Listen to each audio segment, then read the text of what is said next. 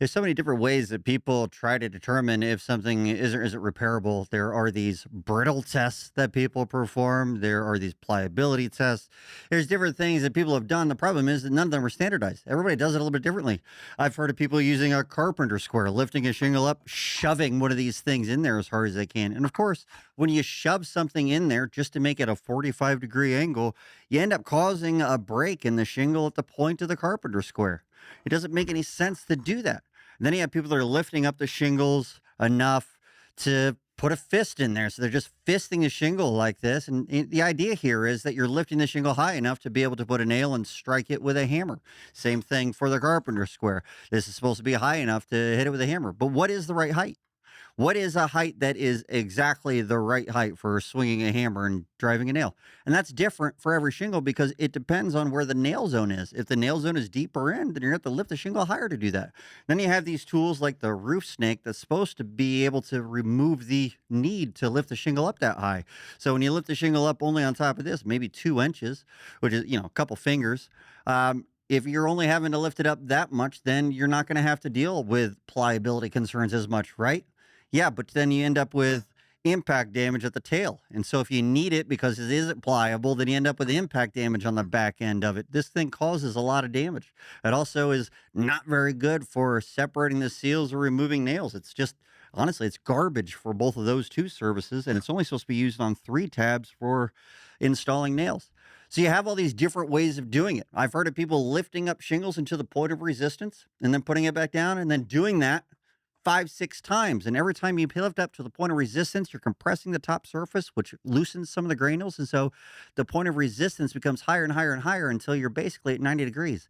I've literally seen companies turn it 90 degrees and go straight up with the shingle, straight up.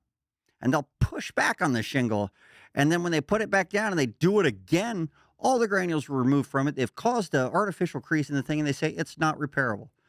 I've seen people take PVC pipe 2 inches or a soda can and roll a 3 tab back with it. Can't do that with an architectural because the two layers would separate. But if you roll the shingle like a 3 tab on a 2 inch PVC pipe, then it doesn't seem to cause as many issues because you're actually supporting the shingle the whole time. There's many different ways to do that.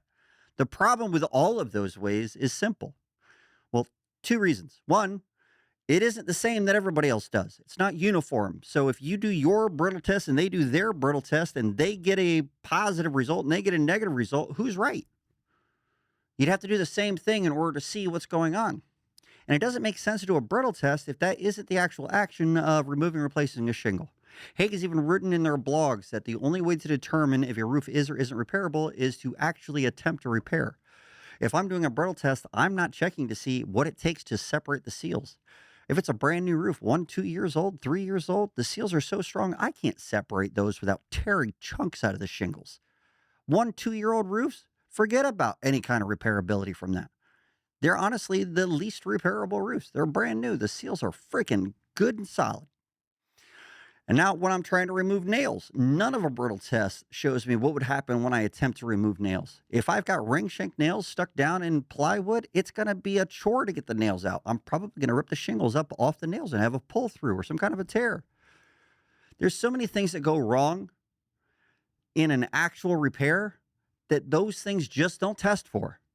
And so the only way to really determine if an asphalt shingle roof is or isn't repairable is to go through the steps that are outlined in the BEI certification course. And you can get certified as a repairability assessor to determine if an asphalt shingle roof really is or isn't repairable. And it's the only standardized method that exists. It was written by the National Academy of Forensic Engineers, and it's really good.